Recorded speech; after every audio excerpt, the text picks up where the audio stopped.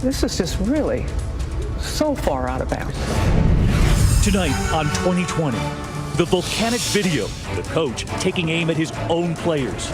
It's hard being with you right now. It's hard talking about it. Robin Roberts, one-on-one with Mike Rice, the one-time Rutgers coach who exploded. All of it caught on tape.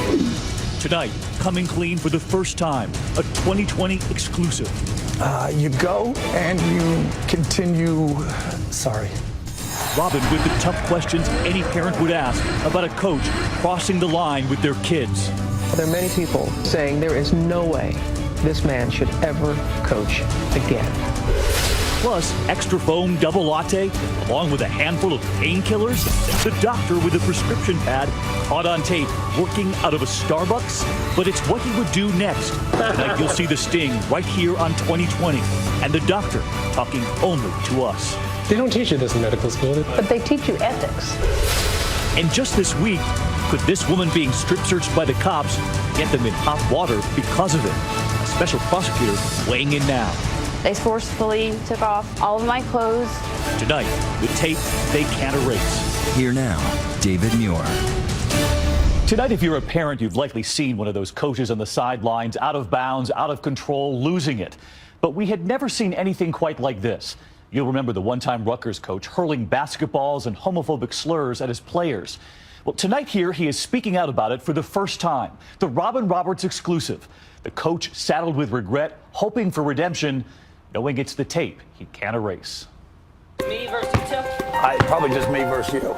It's a scene that goes on all over America. Sunday afternoon, here on the Jersey Shore. 15-year-old Michael and his dad shooting a few hoops in the driveway. Yeah, now I'm going to show you what dads all across America do. His sister Katie offering tips to dad. Keep doing that. You can't get to it. A college basketball coach you had likely never heard of before Mike Rice was featured in the highlight reel seen round the world. Take a look at this shocking video making headlines this morning. A basketball coach from Rutgers University caught on tape attacking his college players.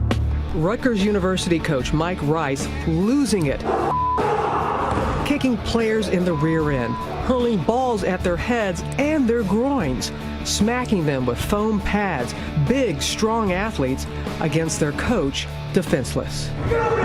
And when you turn up the sound, you hear the verbal abuse. Ranting, swearing, even screaming homophobic slurs. The story went viral earlier this year, unleashing cries of outrage. New Jersey Governor Chris Christie weighed in. What parent would let this animal back into their living room to try to recruit their son?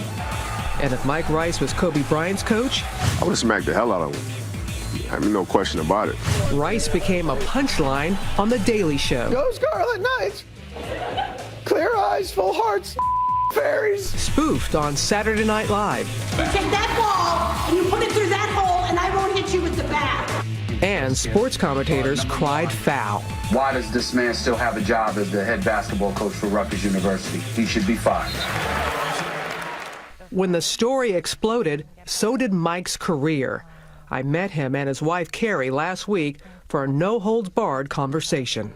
When it became public, what was your reaction? My first reaction when I saw the tape was one of shock, of sadness that I would put myself in a situation like this. How do you defend throwing a ball at players, striking players, the verbal abuse, the anti-gay slurs? Yeah, you don't. It's unacceptable. It's something that I'll never get over. When Mike came home, after the public had seen that video, what was it like at home? It was devastating for all of us to live through those first few days, especially with the video being played over and over again. The video made Mike Rice the poster boy for abusive coaching. But he's hardly the first coach to be caught behaving badly. Former Indiana Hoosiers coach Bobby Knight, famous for his temper tantrums. Look at here. Bobby Knight just threw his chair clear across the free throw lane. Passion and competitive drive are a big part of the culture of basketball. And for Rice, it's a family tradition. His mother was a college player. His father, himself an intense coach and NBA broadcaster. You could say that Mike was born to coach basketball. Everyone in my immediate family had earned a Division I scholarship, and you have state champions and you have Hall of Famers. It was fun. It was fun being raised in that type of environment. Your father has the distinction of being the only broadcaster to be ejected from a game for arguing a call. He's certainly unique and pass it along. We have a lot of passion and a lot of energy. And a lot of intensity. New York Times reporter Jonathan Mahler has been following Rice for 6 months. He had a very particular upbringing. He is wired a certain way. He's an incredibly intense, passionate, emotional person. These are things that helped make him a successful and a very good basketball coach. But they are also things that made him unable to control himself. Those emotions carried Rice and his team on a 3-year winning streak at Robert Morris University, a small western Pennsylvania school. Then, the break of a lifetime, the big leagues. Head coach at Rutgers University. Annual salary, $650,000. The mandate, get the team out of dead last and fast. The media were calling us the leftovers. The inexperienced coach from a small school in western Pennsylvania. I had a chip on my shoulders. I think I put a lot on myself to show people, A, that I could do it, and B, that this program was going to take off, was going to change, and I was going to help change it. Were you ready? Looking back now, no. I let some of that pressure, some of that stress dictate some things that I did, some mistakes that I made. Mike's credo, practice must be harder than games. That temper never far from the surface. I thought it was necessary to get my team or that individual to be tougher. Good assistant coach right now will keep him away from the officials. And Rice was plenty tough on the sidelines during games, even getting himself thrown out, an early warning sign that his emotions were getting out of control. So Rutgers' second-year head coach will become a spectator. Then Rutgers athletic director Tim Pernetti sat him down after losing to the Louisville Cardinals. Well, I got 2 technicals in Louisville. So Tim Pernetti said, "You're such a good coach. Why will you embarrass yourself, and certainly university, in acting like that?" So yeah, people did try to warn me. Even his wife tried to warn him about his on-court language. The language, my wife had talked to me about the language for 3 years. Do you remember the conversations you had with him and what you said to him? There were times when the language was definitely inappropriate.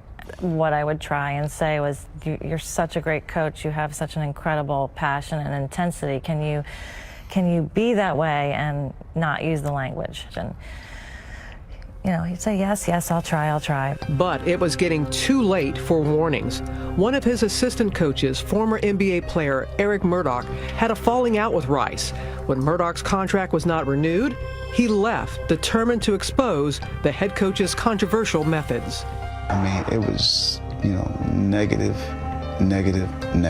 I'm having sidebars with all these kids, after practice because this is their first time going through it. Murdoch asked Rutgers for the tapes of all of Mike Rice's practices over the course of 2 seasons at Rutgers. And because Rutgers is a state university, it couldn't refuse the request. Out of those public records, hundreds of hours of practice tape, Murdoch made a 30-minute clip reel focusing on Rice's temper tantrums, and he delivered it to Rutgers officials. Do you feel that Eric Murdoch sent the video to the school? Why did he send it to the school? You'd have to ask him on those type of questions. I can only answer and explain or try to explain my actions. Rutgers launched an investigation. The report that the investigation produced didn't say you must fire Mike Rice. It condemned some of his actions, but for the most part, it didn't exactly exonerate him, but I think he felt that this was over. Rice was suspended for 3 games. Fines and lost income amounted to $75,000, and he was ordered to report to anger management counseling. Do you have an anger issue? That's what a lot of people ask, and that's the biggest misnomer, fact, because if you watch practice, if anybody watched practice, I would lose self-control at times, yeah, but 2 minutes after that or 2 minutes previous to that, I'm high-fiving and cheering. I could be the same person that I did that to. I would, be chest bumping literally 2 minutes later. With the suspension over, Rice was back in the game. I want to apologize to them and allow them to understand that I'm going to change, that you are going to be proud of this program. Rice thought the episode was behind him, but Eric Murdoch was just getting started. When we come back, Rice was fired today. The fiery coach goes down in flames. Can the most vilified coach in America bounce back to coach again? Barbell, shoot that! Hey, play the rebound! And so where do you go from here, Mike? Stay with us.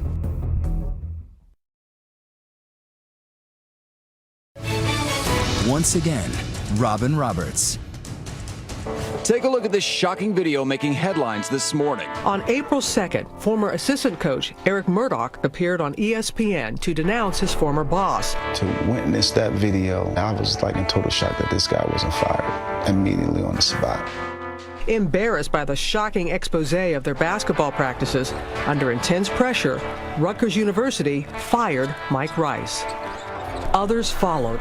Rice's assistant coach, known as Baby Rice, who had also bullied players, resigned, as did Rutgers athletic director Tim Pernetti.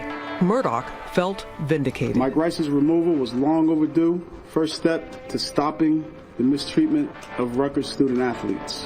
And Coach Rice's reputation was in ruins. The degree of public shame that was heaped on this man was intense. I mean, almost in some ways unprecedented. He went from being an anonymous Division I college basketball coach to being really a sort of poster boy for everything that's wrong with competitive sports in America. I've let so many people down, my players, my administration, Rutgers University, the fans.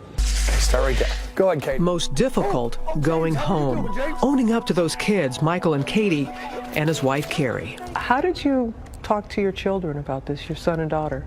We talked a lot about Daddy made some mistakes. Daddy's working on it. Daddy's always working on getting better. What I'm most proud about, and this is a lesson he's also told my children, there's no blame here on anybody else. Was it difficult to go home? I don't think people realize you let your team down, you let your fans down, you let the parents, but your family, they're all a part of it. But to communicate to them that no, this is nobody's fault except your father's fault. This is something that I'm gonna have to live with, and you're gonna have to deal with. And this evening, more shockwaves after some of the harshest criticism came as a result of those anti-gay slurs. Already a sensitive subject at Rutgers since 2010, when freshman Tyler Clementi took his own life. Now, he was the Rutgers University freshman who took his own life after video showing his sexual encounter with another man. You're at that same university and you're shouting those names at your players. Did it ever occur to you that this is just really so far out of bounds? Idiotic, because I wasn't thinking that I was shouting at Tyler Clementi or anybody else who's a gay or lesbian. Looking for answers, Mike reached out to the Gay, Lesbian, and Straight Education Network. Eliza Byard is GLSEN's president. Gilly, very nice to meet you. He went with us to a specific training for PE teachers and coaches. He also had an experience of coaching students who would never show up on his team. It was really important that he meet with the students and hear from them. For these young people, this is a highly unlikely and difficult encounter. Two of the places that LGBT students avoid as much as they can are locker rooms and PE. They just don't want to be there. And frankly, they tell us they're more likely to talk to a cop than they are to a coach. All right, so we are now going to turn it over to Coach Mike Rice. And for Mike Rice, a major step in his search for redemption. It's hard talking about it. It's hard sitting in a classroom full of gay and lesbian students and being told you're no better than a bully. The group did not hold back. So why is a gay man lower than a straight man? It doesn't make sense. My question to you, do you really realize what you did wrong? Oh, yeah. Do you really realize the impact? Yes. Yes, and I wouldn't be here facing you if I didn't.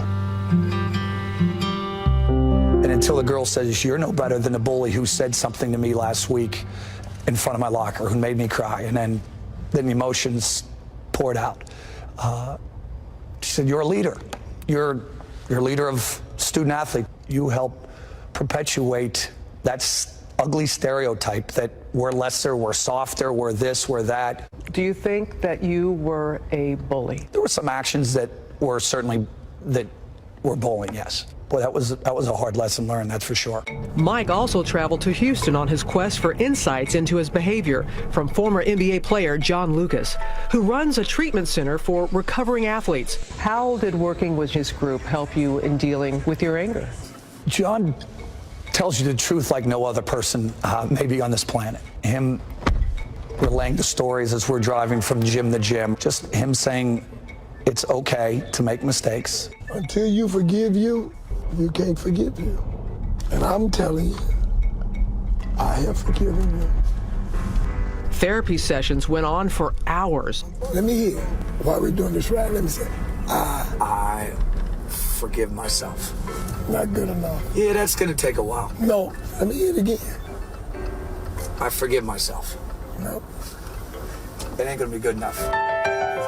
John really has a way of allowing yourself to understand that you are human, that you do make mistakes. There are some people that are always going to associate Mike Rice with that video, despite all that you have done.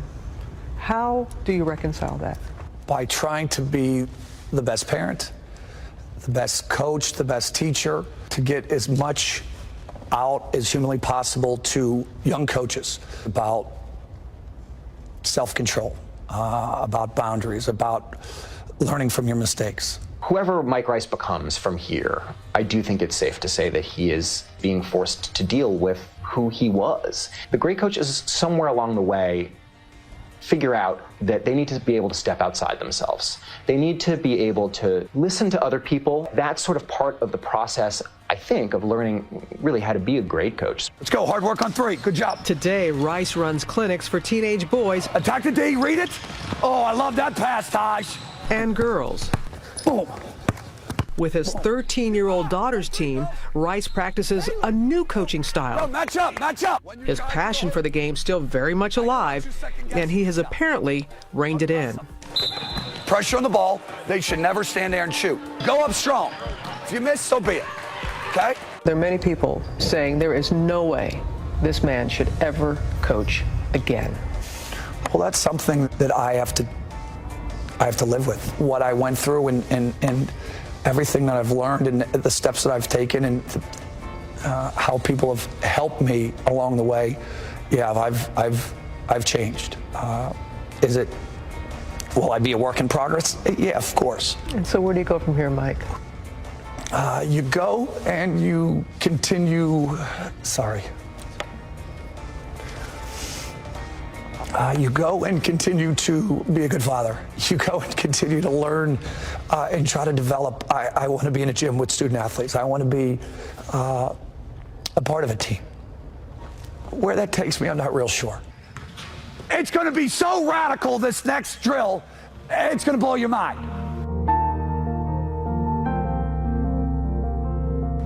You heard Mike Rice tell Robin there that he hopes to one day coach again. So we ask you tonight, should he be allowed back on the court? Let us know on Twitter. Use the hashtag ABC2020. And don't go away tonight. Wait until you see what's caught on tape next. The doctor serving up something much stronger than coffee at Starbucks.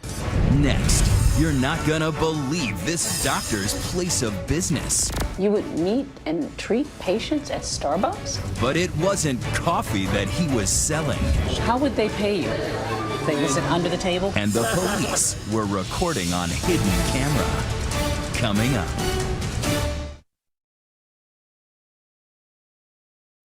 Do you ever go into Starbucks for a quick coffee and wonder about some of the people who seem to be sitting there all day long, setting up shop? Turns out one man was a doctor, serving up something else, and it wasn't coffee, until a big sting and the tape he can't erase. Deborah Roberts tonight with the video and the embattled doctor talking only to 2020.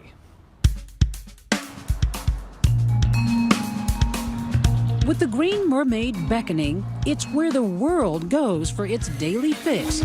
Of caffeine, that is. But it's also the place where an ambitious doctor in Orange County, California was caught on tape offering a different kind of fix, writing prescriptions for painkillers. You would meet and treat patients at Starbucks? Yes, I would.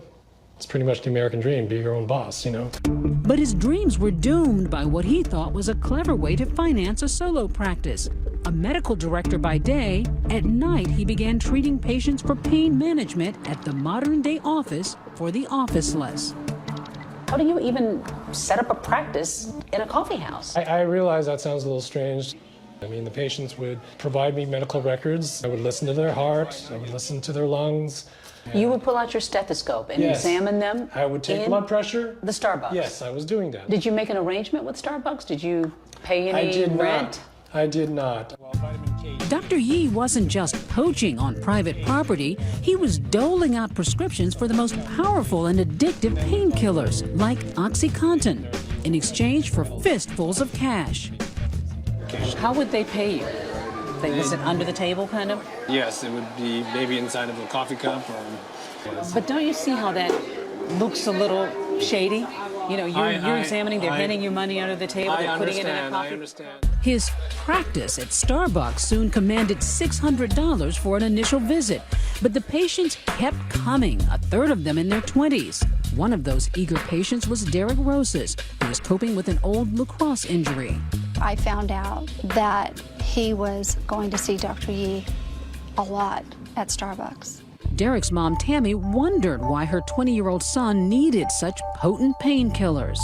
I would find empty bottles of prescriptions in his car. What were the drugs? OxyContin was the one that he used a lot of, that he got from Dr. Yee.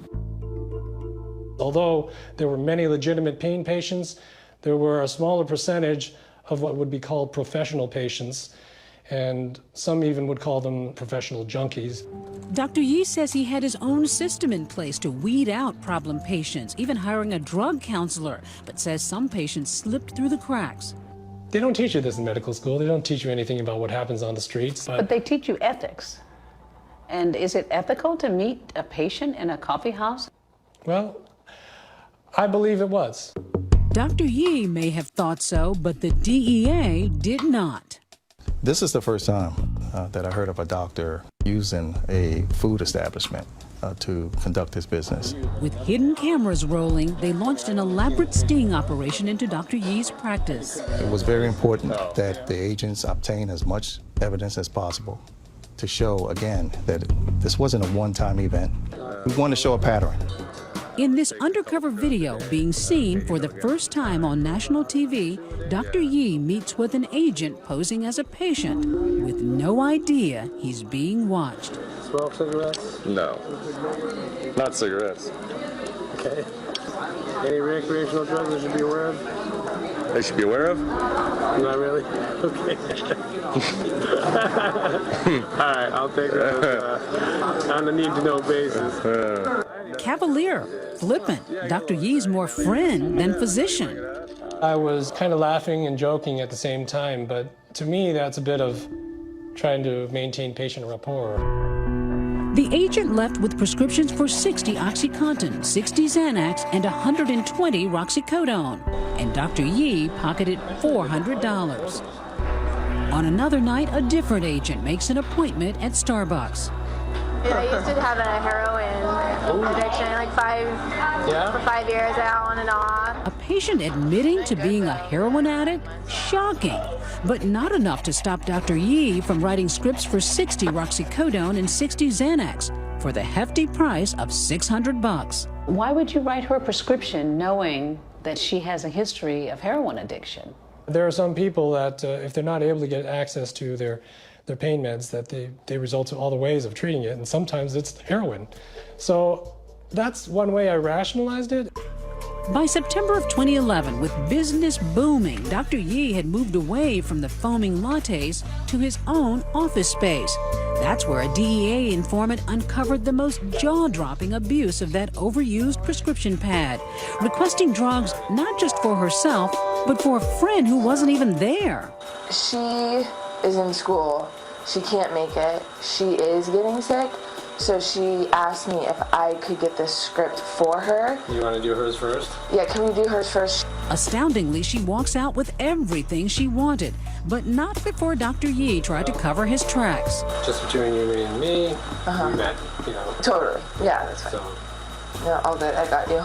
Dr. Yee wasn't concerned about the fact that the patient was not sitting before him. His only concern was the money. And the money was rolling in, sometimes as much as $5,000 a night. But the prescription business would soon have devastating consequences for Derek Rosas. During his 4 years as a patient of Dr. Yee, he had become addicted. The last thing he texted me was, "I love you, Ma." And he went to bed that night and he didn't wake up. What was the cause of death? Accidental, mixing this pill and this pill and this pill with beer. Do you think Dr. Yee knew that he was dealing with an addict? Yes, of course. Dr. Yee was never charged in Derek Rosas' death and denies he ever knew he was an addict. I'm very, very, very, very regretful that anybody had to die, okay? Did you ever deny a patient a prescription if they came to you wanting a narcotic? Do you remember ever saying, no, not this time? I don't remember. I believe it might have happened, but I can't recall specifically. After 8 months of watching Dr. Yee, the DEA had seen enough. He was arrested and charged with 56 counts of prescribing controlled substances without a legitimate medical purpose.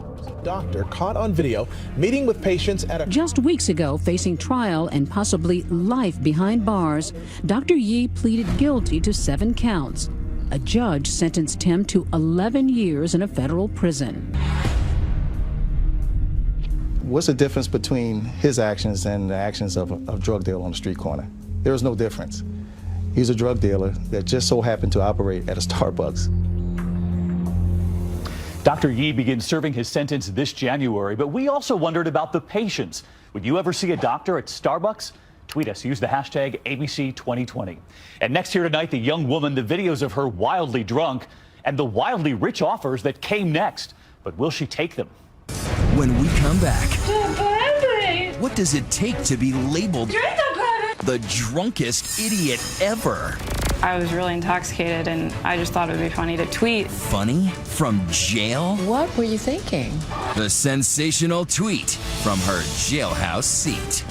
Next. We've all seen the videos posted by perfect strangers because they think they're funny, and they are. The laughing babies, the wedding party falling off the dock. But what happens when you post something you think is funny, but it soon turns out the joke is on you? Tonight, the young woman, the drunken moments, and the images she can't erase. Here's Juju Chang.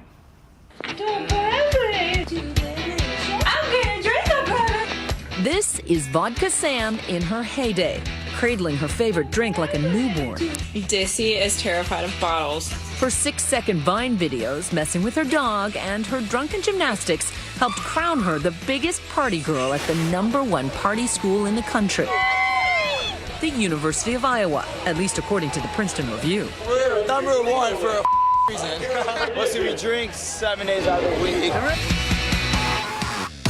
Sadly, it seems Samantha Gowdy never got the memo that what happens in college no longer stays in college.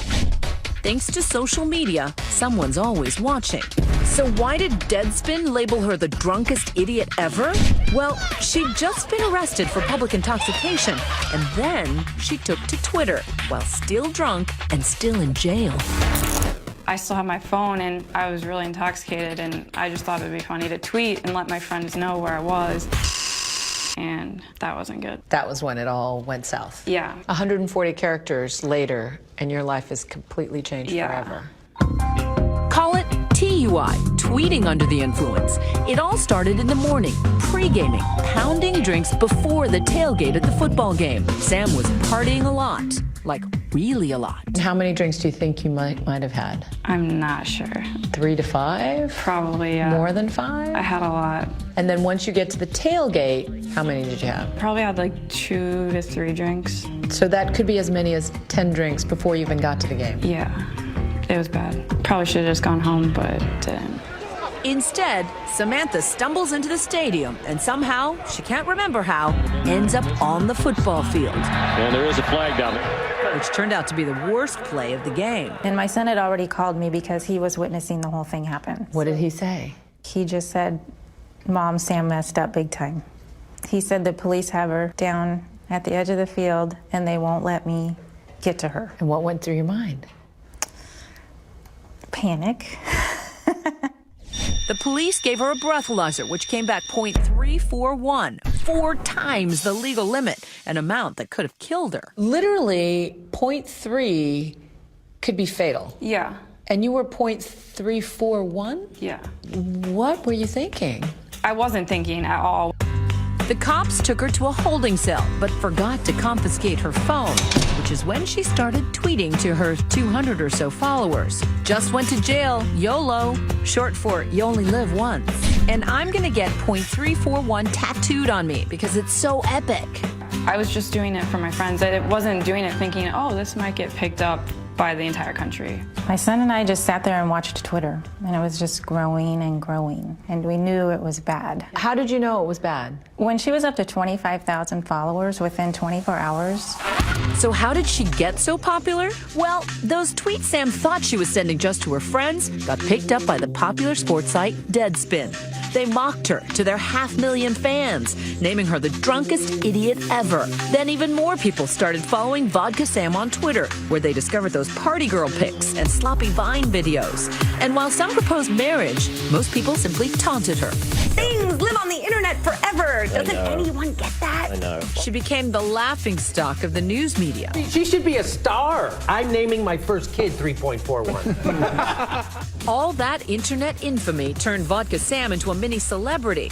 She was offered endorsement deals. I heard that once everything went viral, that you got offers to do like promotions, liquor ads, t-shirt ads. Yeah, I immediately didn't want to do any of that. Because if I did that, then it would be promoting who I was portrayed as, and that's not who I am. I was really depressed. I just wanted to hide. But there's no place to hide on the internet. When you were posting, did you ever worry that things might go viral? No, that never crossed my mind. People would say, you know, come on, Sam, you're a smart college student. You're going to tell me you've never heard that embarrassing stories go viral? I mean, I've heard it with celebrities. I guess I just never thought it would happen to me. You were that naive. Yeah. She says Vodka Sam is dead and buried. She's shut down all her accounts, though parody accounts are still out there. I think that I learned my lesson and I won't be going back to social media. Ever? No. In a funny way, had you not been arrested, you would have continued getting super drunk, right? I probably, I needed a wake-up call and I got one. Sam says she's quit drinking altogether, thanks in part to the 3 months of treatment the University of Iowa required her to attend. But she admits being sober leaves her socially isolated. Still, she says she has no one to blame but herself. It's not like you're saying the bloggers did this to me. No, I did it to myself. It's just they picked up the story and, you know, kind of got it wrong, but it was still my fault for letting them get the story, so. Next, to serve, protect, and peep. This practice appears to be a peep show. I was on display for them. Police pat-downs. Do some have more than just looking for weapons in mind? Coming up. We turn tonight to the tapes the police can't erase, the pat-downs, the searches, and the women who say those investigators were searching for far more than evidence. Tonight, see the video for yourself. You decide, peep show or police pro. Once again, Deborah Roberts. No matter where you go these days, chances are you're being watched. But cameras are also recording the men in blue, too. And if they step out of line, the video's there to tell the tale. And there's plenty of video to watch at the jail in Puyallup, Washington. We believe that jail safety cameras are a absolute necessary for life and safety over privacy. When you step foot into a correctional institution, your expectation of privacy is greatly diminished. That's putting it mildly, according to these women who claim they're victims in the case of the video voyeurs. The four describe their ordeals, but are too embarrassed to show their faces. It was a very awful experience, and it was humiliating, embarrassing. The anger of knowing that somebody has these videos, and it's happening to all these other women. The revealing videos were uncovered when defense attorney James Egan began researching public records for a DUI client. I've represented thousands of people in DUIs, and I've never seen this. Turns out cops in Puyallup have been videotaping young women, most of them detained for DUI, as they change clothes and use the toilet. This practice appears to be a peep show. Even though the jail does have curtained areas for changing in private, these women were all sent to a holding cell with a camera overhead and told to strip. I felt like a doll. They were just dressing up and dressing down. I was on display for them. They were made to change into jail clothes for their mugshots, then told to undress again before being released. We have you change into jail clothing because it's very common for offenders to hide items and places on their body or within their clothing. This is protocol. Well, that's funny, because you're the only ones that are doing it. Egan has now filed lawsuits on behalf of dozens of women convinced the cops used the jailhouse cameras for a free show. I'm extremely angry. They're there to serve and protect us, and they completely took advantage of each and every one of us. If you're expecting an apology from the police, forget it. The department insists its video monitoring is legal and appropriate. We don't believe there's any merit to the allegations that our corrections officers did anything wrong whatsoever. We do not have officers sitting there monitoring the cameras when that type of activity is going on. And in fact, all of these cases, there are no officers viewing the video or the monitor at any time through any of the allegations. But the women aren't buying it. Yeah, it was really cold in there, and I asked for a blanket, and he told me to, if I do jumping jacks, he'll be watching me. Don't do jumping jacks naked, because I'll be watching. The Washington case isn't the only instance where cameras have landed police in hot water. Take the case of the problematic pat-down in Texas last year. A state trooper pulls over a 38-year-old woman and her 24-year-old niece for littering, claiming they were acting weird. When his female backup arrives, the weirdness kicks into overdrive. Suspected of hiding drugs, the women say they were forced to submit to a body cavity search on camera in full view of passing cars. And watch this. The horrified victims say the officer didn't even bother to change latex gloves between searches. That's gross. That is gross. Bobby Ramos spent 20 years as a cop in the NYPD. Is there ever a reason to do this kind of a search out by the roadside? No, absolutely not. This is like, and the idea that she's doing this in front of her dash cam is outrageous. The female officer was fired, her male counterpart suspended. Still, if you think that's bad, consider the case of the strange strip search. 33-year-old Dana Holmes was speeding home from a wedding when cops pulled her over. She fails a breathalyzer test and is carted off to jail.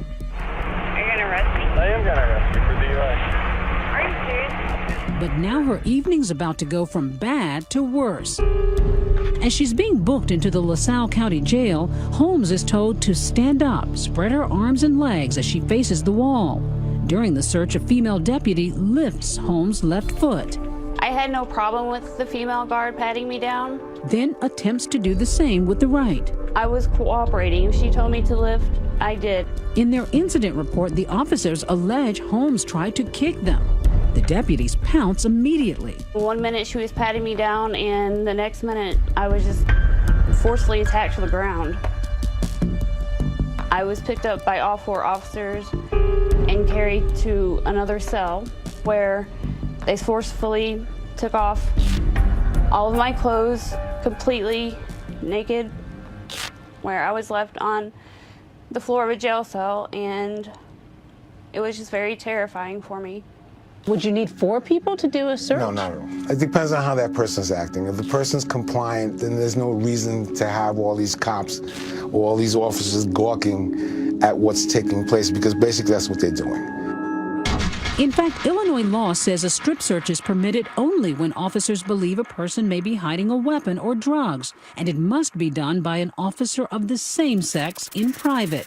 This is as bad as it gets. These four individuals acting in concert together were either stupid, arrogant, untrained, or some combination of all of those things to have done this. LaSalle County officials maintain the jail guards did nothing wrong. But don't tell that to Dana Holmes. I did inform them that I was going to see them in court, and they laughed in my face, said, well, make sure you get my last name right, and you better have a damn good attorney. Dana says she has that attorney, and most importantly, she has that video. And that's our program for tonight. Thanks for watching. I'm David Muir. For Elizabeth and all of us here at 2020 and ABC News, good night.